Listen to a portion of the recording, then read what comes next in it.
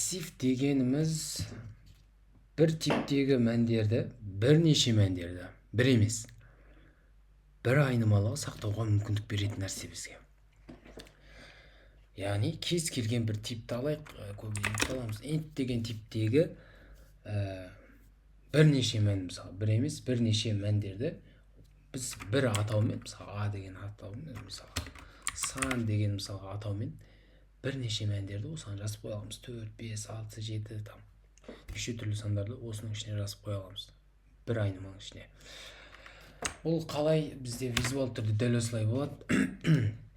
Яғни a деген бізде айнымалының аты болсын, int типі, яғни осы айнымалыға осындай типтегі бірнеше мәндерді, мына ячейкінің ішіне бірнеше мәндерді біз салып қоя аламыз. Мына үстерінде сандар тұр. Бұл не? Бұл индекстер. Массивте индекс болады. Бұл олардың адрестер сияқты жұмыс жасайды. Яғни осы адрестер арқылы осы санды алып шығамыз. Нөлінші индекс арқылы, бұлар индекс. Осы индекстер арқылы осы сандарға массивтің әрбір мүшесіне қол жеткізуге болады. Мысалға, a-ның нөлінші индексі 1-ге тең. a-ның бірінші индексі 2-ге тең. Алтыншы индексі 33-ге тең. Кеттік. Бұны қалай айтамыз? Дәл осыны C++-ке айтайық, дәл осы нәрсені. Бұлай айтамыз. Бірінші кәдімгі айнымалы жариялаған секілді типі жазылады. Екінші аты жазылады. Үшінші тік жақшаның ішіне ол қанша мәнді қабылдай алады анау. Соны жазамыз. Мына тік жақшаның ішіне, мысалы, мына a деген айнымалы 12 мәнді қабылдап тұр да ішіне. Сол 12 мәнді, мысалы, мына жерге 12 мән қабылдай аласың сен деген сияқты. Осы жерге тік жақшаның ішіне неше мәнді қабылдай алатыны жазылады. 5, 6 өздерің білесіңдер. Енді бұл жариялануы. Біз жариялап қойдық. Так, мәнді қалай береміз? Тең мәнді қисық жақшаның ішіне осылай ашамыз да үтірмен бере береміз. 6, 0 деген сияқты. Дәл осылай айнымалы жарияланады және оның мәндерін тағайындалады. Енді мысал шығарып көрейік. a-ның бізде 0-ден басталады индекс. 0-ден басталады, яғни 4-ке дейін барады. 0, 1, 2, 3, 4 деген сияқты. Соңғы бізде 4 деген индекс. Соны шығарып көрейік, не қайтаратын. 0 дейді. Мұны бізде 4-ші индексте 0 деген сан жазылып тұр. Кәдімгі айнымалымен жұмыс жасаған секілді. Осылай шығарамыз. Какой-то бір мән алып аламыз да индекс арқылы. Соны жаңағыдай сиаутпен шығарамыз. Сол индексті алып мәнін өзгертіп жіберсек болады ше. Мысалы, үшінші тұрған индекс бар емес па? 6 деген. Соны алайық та 3-ке өзгертейік, шығарайық. a-ның 3-ші индексі деген сияқты.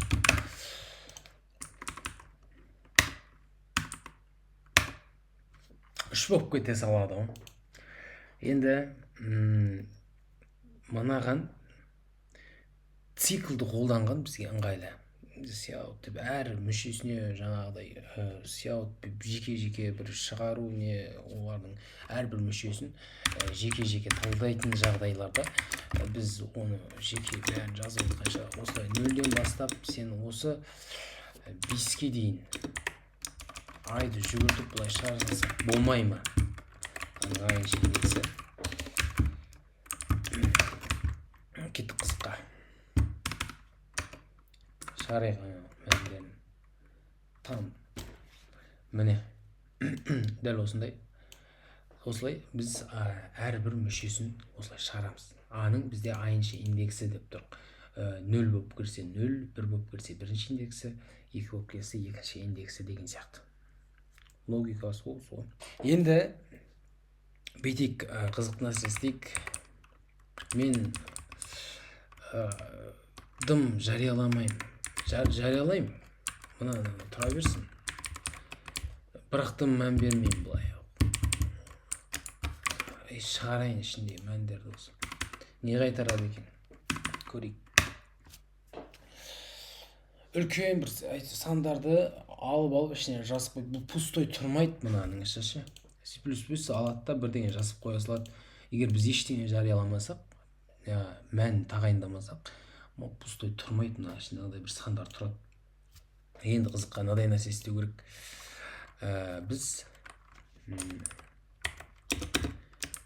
5 мән қабылдай алатын айнымалыға бір 3-ақ мән тағайындайық. Шығарып көрейік, бүкіл мән шығарып көрейік. Не істейтінін. Так еттік. Не істеді бұл алтта? Мына біз берген мәндерді қатарымен 0-ші, 1-ші, 2-ші индекске жазып алды. Қалған ауысып болғандарында 0-ді бере салып тұрған. Енді мынаны керісінше істейік. Дәл осылай. Бұл 2 мән қабылдай алатын болсын. Бірақ біз оған 4 мән жазып тастаймыз. Мынаны қаяққа дейін жүгіртеміз. Одан артық жүгіре алмайды ғой. 1-ге дейін. Көрейікші қызыққа. Ой,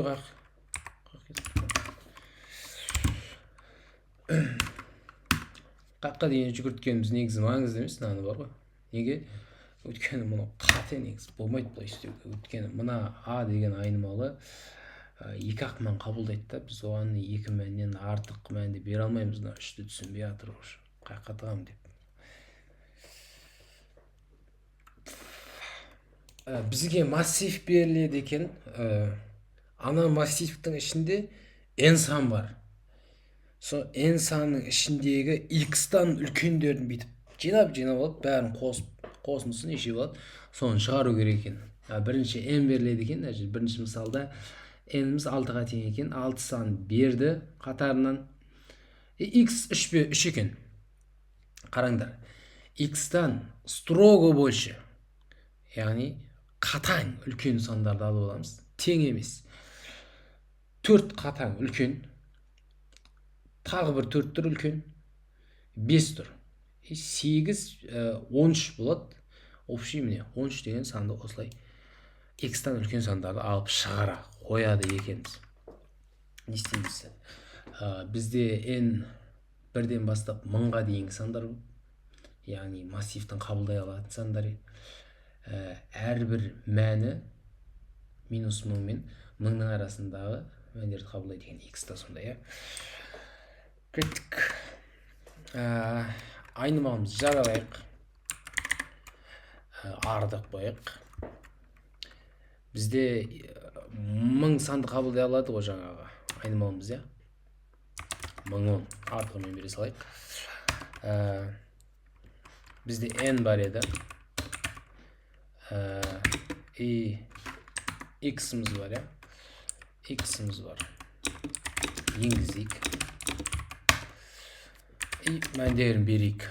For арқылы 0-ден n-ға дейінгі мәндерді берейік. Енемесін. Міне, R. R-дың мәндерін бердік. 0-ден n-ға дейін жүгірдік. Әр қайсының мәндерін беріп шықтық. Енді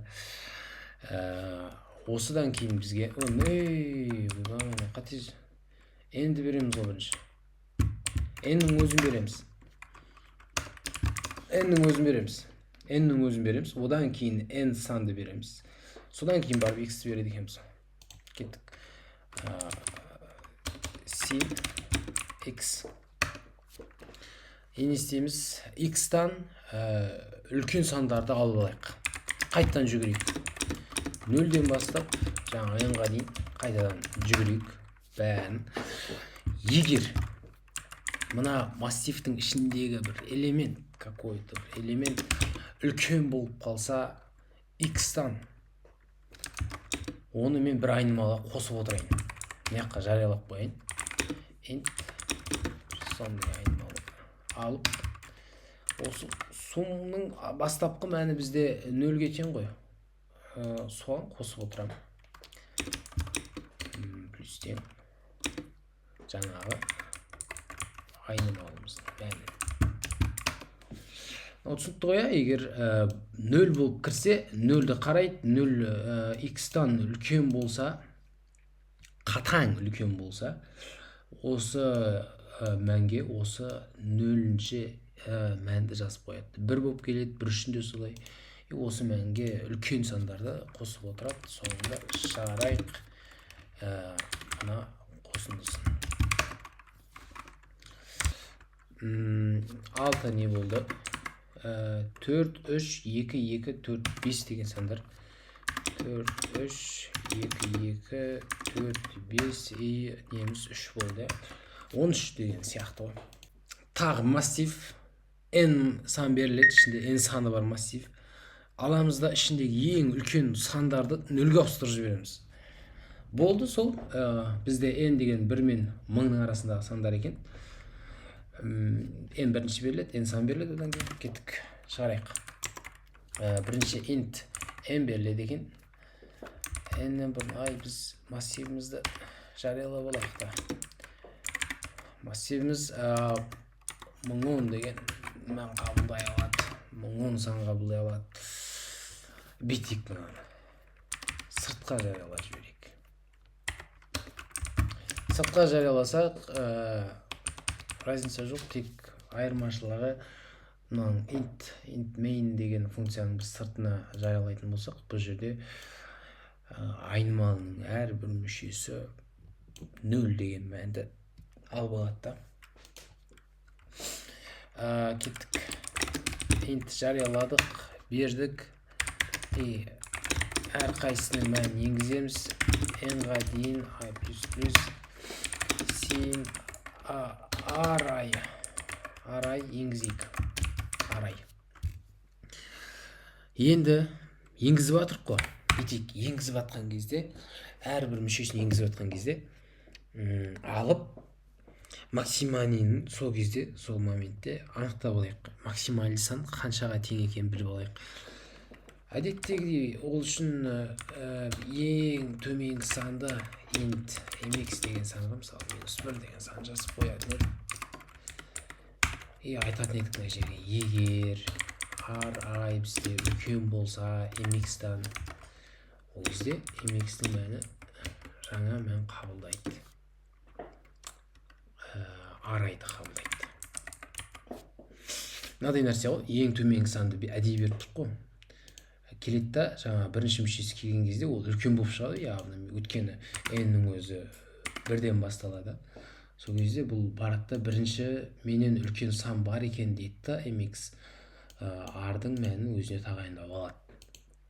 Екінші не келеді? Екінші сан келеді. Екінші сан одан кіші болса, бұл өзгермейді. Үлкен болса, менен үлкен сан бар екен ғой дейді да. Алып алады да, жаңа мән қайтадан өзгертіп жібереді. Не өтті? Қудырттым. Кеттік. Бізде ең үлкен сан нешеге тең екенін білеміз. Енді кеттік. Қайтадан басынан бастап жүгіреміз.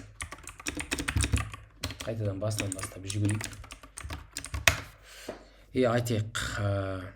Осы ең үлкен сан бар ғой. Соған тең сандарды 0-ге ауыстырып жібереміз. Болды. Егер мына айымыз тең болып қалса, mx-ға ең үлкен санға тең болып тұрса, ол ай уже бізде 0-ге тең болсын дейсің. Осы жерде бірден шығарып отырайық. Әрбір мүшесін шығарып отырайық. Айдың әрбір мүшесін шығарып отырайық. Болды. Осылай есеп. Осылай шығады екен.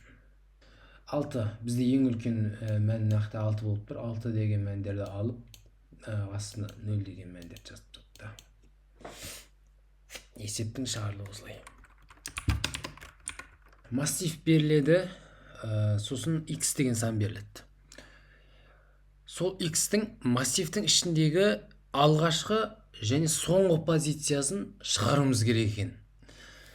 ол сан x мысалға алғашқы позициясы қандай, мысалы соңғы позициясы қандай, соны шығаруымыз керек. Мысалға n берілді, n сан берілді, енді x беріледі соңында, -5 деген сан беріледі. -5 деген сан мынаның ішінде бар, позициясы 3, үшінші орында тұр мына жерде. 3-ті шығарады, оның алғашқы позициясы 3. Басқа -5 жоқ, яғни алғашқы және соңғы позициясы осы -5-тің 3 болады екен. 3-те 3 деген жауапты қайтарып тұр. Егер x-ті біз массивтің ішінен таппасақ, 2-0 шығарамыз. Мысалға міне екінші мысалдағыдай. 2-0 шығарған, өйткені мына массивтің ішінен 3 деген санды таппаған. Үшінші мысал не дейді? 1 деген санның ең алғашқы позициясы 1, ең соңғы позициясы 8. Міне. Осы мынау 8-ші орында тұр. 8-ші тұр мына 1 ше. Шығарайық. Не істейміз? Жаңағыдай. Немізді жариялап алайық. Әдеттегідей. R 10 сан қабылдай алатын жариялап аламыз. Содан кейін n беріледі бізге, n енгіземіз. Сосын кеттік. Бетік 1-ден бастап, позиция қазір айтуға оңай болсын, айды қайтара салатын. 1-ден бастайық та i n-ға дейін жүгірейік. Осы сандарды қазір енгіземіз, массивтерді. Сенмен a i-ші индекс, 0-ші индекске тиіспейміз, 1-ден бастап n-ші индекске дейін тиісейік. Енгіздік. Енгізгеннен кейін не істейді? Соң x-ті береді екен содан кейін. Енгіз болғаннан кейін x деген сан бар, соны береді. Не істейміз? Бірінші позициясын қалай шығарамыз? Жүгірейік та басынан бастап. 1-ден бастап n-ға дейін жүгірейік. Бірінші шыққан x-іміз сол бірінші позициясы болады. 1-ден бастап жүгіретін болса ше. 1-ден бастап n-ға дейін жүгірейік. Егер мұна бізде арайдың ішінде x-ға тең болып болса, ол бірінші позиция уже. Яғни i-ді шығарамыз. I. Осылай. Бірақ бір no бар. No бар, қазір оны келеміз. Бітсін. Арман қарай жүгірме. Бірінші позициядан кейін біт. Енді соңғы позициясын шығару үшін не істейміз? Соңынан бастап жүгірейік. Соңынан бастап жүгірген кезде, мысалы, қақта міне. Бізде басынан бастап жүгірген кезде бірінші шыққан бір өзді біздің бірінші позициямыз болмай ма? Бірді шығара саламыз, i1 деп ше. Соңынан бастап жүгіреміз сосын. Екінші соңынан бастап жүгіреміз де, бірінші шыққан бір бізде соңғы позициясы бола салады. Кеттік. Осы for бітсін, одан кейін кеттік. Соңынан бастап жүгірейік. I n-ға тең. Пока 0-ден үлкен жүгіре берсін. Бірге дейін жүгіреді, значит. Азайтып отырамыз. Керісінше. Бағанағыдай әңгімеде i уже бізде тең болса x-ға. Шар. Сәуд i-ды. Все, осылай шығады. Брейкте керек жоқ. Бітсін. Шығарсын, сосын шығып кетсін циклдан. Бірінші шыққан x-іміз шығарсын, болды, содан кейін циклдан шығып кетсін. Енді бұл жасайды. Бұл негізі жасайды. Көрейік. Жасамай жасайды. Не болды? 10.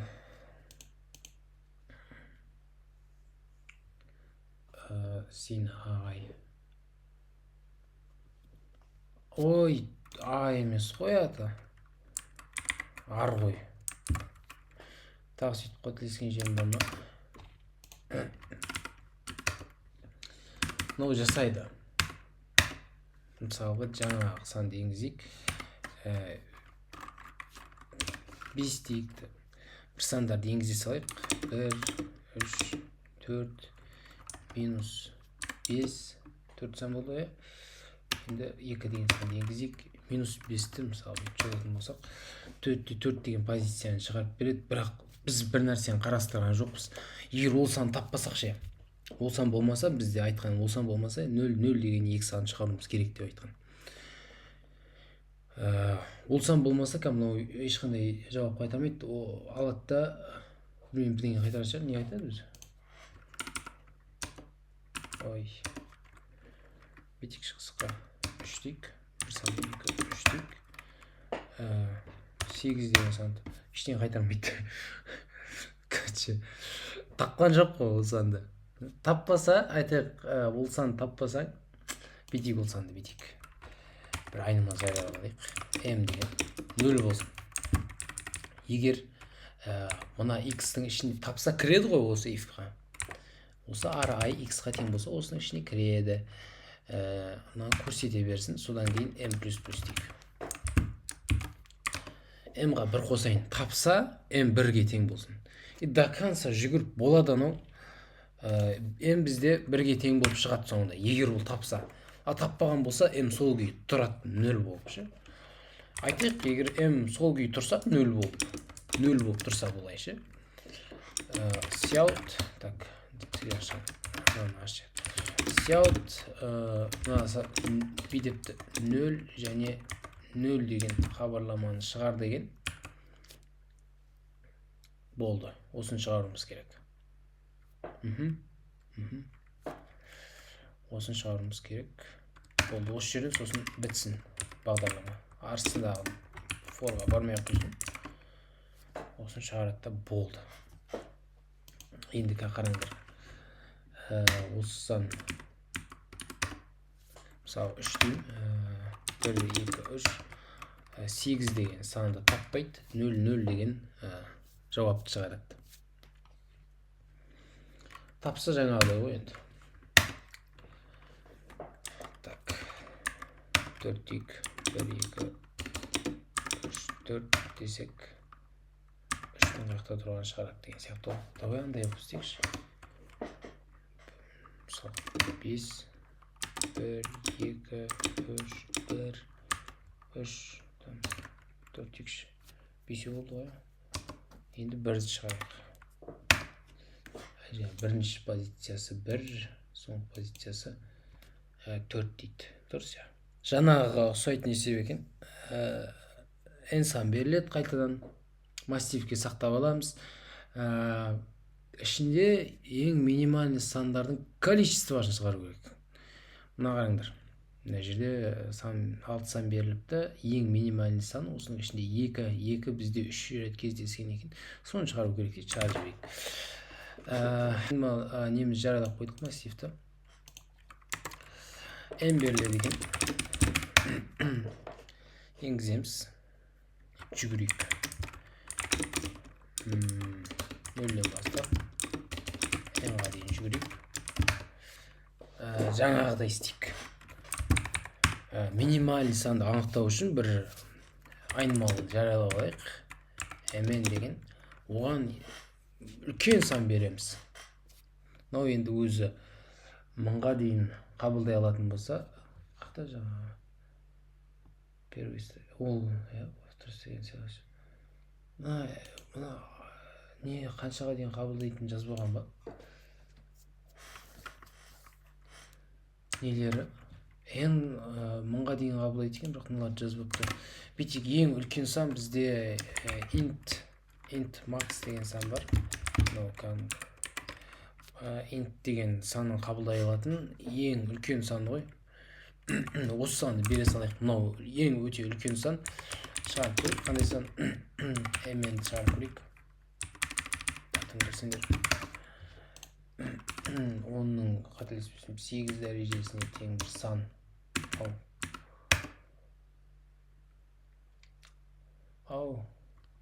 Ой, n берсек ма? Сондай үлкен сан. Осындай бір үлкен санды алып аламыз да. Жаңа минималь сан табу керек қой бізге. Жаңа i 2-ден бастап n-ға дейін жүгірейік қайттан. Егер енгізейік та бірінші арай деңізек, егер арай кіші болса mn-нан, өзі mn-нің мәні арай болсын. Немесе мынадай емес дейсақ, min деген функция бар біз ба? Сол емес дейсақ, ar i e mn mn-ға тең. Қайсысы кіші, соны алады, қайтарады. Min деген функция, сол жазып алады. Ең кіші мәнді сонымен mn деген айнымалы алып шығады. Екінші рет қайттан жүгіріп, сол mn-ге тең неше мән бар, соны санап шығайық болды. Оны санау үшін бір айнымалы керек. 0 деген мәнді беріп қояйық. n-ға дейін тез санап шығайық. Егер ri бізде тең болса mn-ға, ол кезде сум плюс болсын. Осы шығар сосын.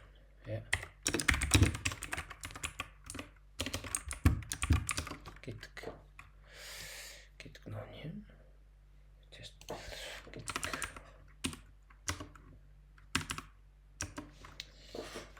Бір 5 сан берейік. Бұлай. 3 деген сан берейік. Ең минималды сан бізде 1 2 рет кездесіп тұр деген сияқты. В общем, тағы массивтерге мынадай n сан беріп тастапты.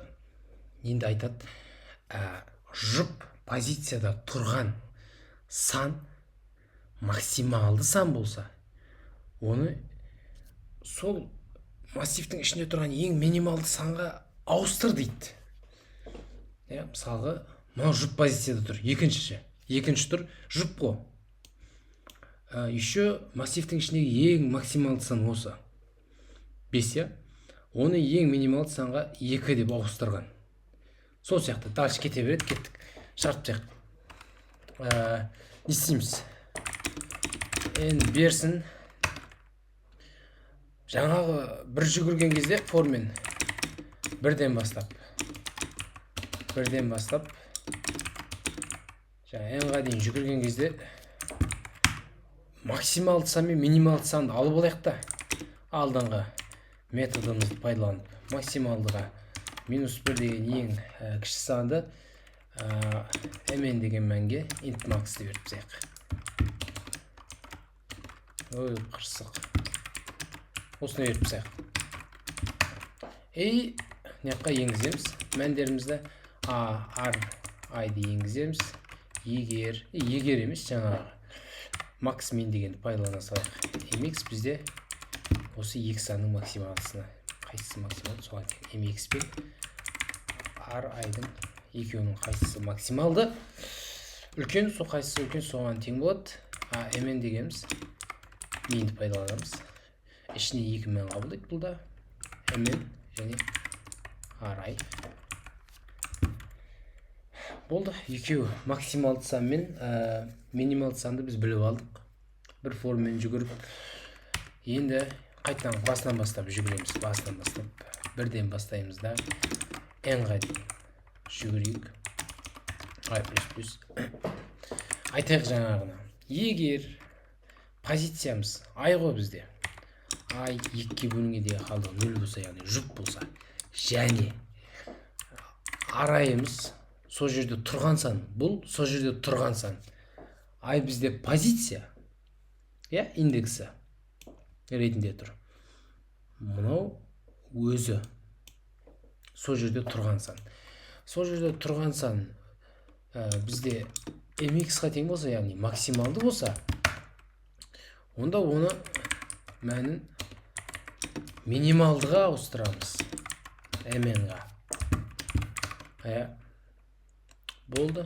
Шығарып отырайық бір жола мынаяқтан мәндерін. Сяут ri. Қате жоқ деп ойлаймын. Өзін шығар еке алдымыздан.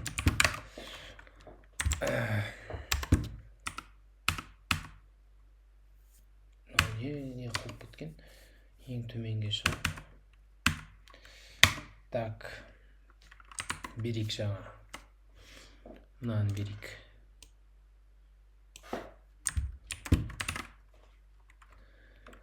Мынаны жоғары қарай шығаруға болмай ма? Так, 8 жаңағы мәндер. И осындай жауап дұрыс қой, 5-ті 2-ге ауыстырған, мынау тақ позиция, мынау жұп позиция, бірақ максималды емес. Міне, мынау жұп позиция, бірақ максималды, ол 2-ге ауыстырылды. И ботты. Так, n сан беріледі екен, соңғы k санды наоборот жазып жібереміз. Кері порядкімен жазамыз. Былай. Мысалға, мына жерде 8 сан беріліпті, k-дымыз 4-ге тең екен. Соңғы 4 санды алғанымызда кері бағытта жазып жібереміз. Оның алдындағы сандарға тиіспейміз. Дәл осылай келеді. Соңғы 4 сан кері бағытта жазылады. 8, 7, 6, 5. Тамам. Так, стик массивіміз дайын тұр. Жаңағы n-імізді енгізейік. И жүгірейік. Бірден бастайық. Сосын n-ға дейін. Жоқ, n кіреді. n-ға дейін жүгірейік. Енгізейік әрбір арды. Маған тағы бір массив керек. Неге? Мен қазір мына массивтің соңғы мүшелерін кері бағытта жазып жатқан кезде бұның бұрынғы мәндерін жоғалтып алмау үшін бұны бір дегенге көшіріп алайын. Мәндерін қалай көшірем? r-айды бердім. Бір i-ға r-айдың мәнін теңестіріп қоямын. Теңестіріп отырамыз. Все. Содан кейін k-ны береміз. Енді мынаққа дайындап қойдым. 2 бірдей массив жасап алдық. Жаңа. Бізде n 12-ге тең, индекс 0-ден басталады. 0-ші элементті біз пайдаланып тұрған жоқпыз. 1-ден бастап пайдаланамыз. Енді k бізде 4-ге тең болса, n 12-ге тең болса, істейміз. Соңғы 4 санды 9-дан бастап бір цикл бастайын. Мысалы, i деген цикл жүгірсін. i бізде 9-дан басталсын. И маған тағы бір айнымалы керек. G деген айнымалы керек. G деген айнымалы, ол n-ге тең болады. Осының екеуін әшейін орындарын ауыстырып отырамын. Так, i 9 болса gn болады. i бүйтейікші. Қақта жаңағы. i мынадай болсын. i 9 болса бізде g-дің мәні n болады. Түсініпсіңдер ме? Мына 10 болса, i 10 болса, g-дің мәні 10 минус 1 болады. n минус 1 болады дейсті. 10 минус 1 емес. Ол кері бағытта жазылады. Мына n деп бастап отырмын. n 10 негізі, бірақ біздің мысалда ол 12 ғой, n-іміз 12-ге тең. Одан кейін 11-ге тең. Мынау көбейе береді, мынау азая береді. Екеуінің орны ауысып отырады. Пайда түсінікті деп ойлап отырмын. Түсіндіре алдым ба? Түсіндіре алайық. Енді i мысалы бүйтейік. Жаңағы жерден мысалы қалай бастаймын? 9-дан бастауым керек қой мен. 9-дан бастауым үшін 9-дан бастап алуым үшін n-нен k-ны азайтып тастаймын. 12-ден 4-ті азайтамын, 8 болады. 8 болып қалды. 1-ді қоса салам, 9 болады. Кеттік. Int n-нен k-ны азайтамын, 1-ді қоса салам. Сол кезде біз жаңағы 4 сан дедім, соңғы 4 санымыздан бастап келеміз, осы жерге келіп алдық, 9-ға келіп алдық. 9-ды енді мен мына соңғы санмен ауыстыруым керек. Ол бізде n-ға тең. n-ға тең, мына жаққа бір не жариялап алайын. G бізде n-ға тең болсын давайте. Иә, кеттік. I до n-ға дейін жүгірмейміз ба? 9-дан 12-ге дейін жүгіреміз. Қақет қылып бергесі. 12-ге дейін жүгіреміз. Плюс I кеттік. I плюс болады, плюс I бәрібір. Енді RI бізде тең болады. Неге? Міне, RI осы тұрған 9-да тұр. Ол бізде 12-ге тең болады. Яғни n-ға тең болады. Бізде n-ға тең G қойып алдық. Бір G дейді. Одан кейін қазір ненің мәнін, G-дің мәнін бүйтіп азайтамыз. G-дің мәні азаяды. G мына жерге келеді. G мына жерге келеді. Уже 22 болады. Ал I мына жақта қосылады. I қайтып айналып келіп қосылады. Қосылған кезде ол 10 болады. Қайықта 10 болады. I 10 болады. G мен ауысады. Екеуінің 10 G мен ауысады. Сосын екеу ауысқаннан кейін G мына жаққа түседі. Минус болады. G осы жерге келеді. I мына жаққа келеді. Хоп. Көрдіңдер ме? Осылай ауысып отырады, короче. Так, келді. Болды. Енді бәрін шығарайық. Көрейік. I до n, I плюс. Сосын RI шығар. 2, 3, 4, 5, 6, 7, 8 орып sayımыз да. Соңғы 4 санын кері жаз дейсің. 2, 3, 4 кетті. 8, 7, 6, 5. Все, бұл осылай шығады.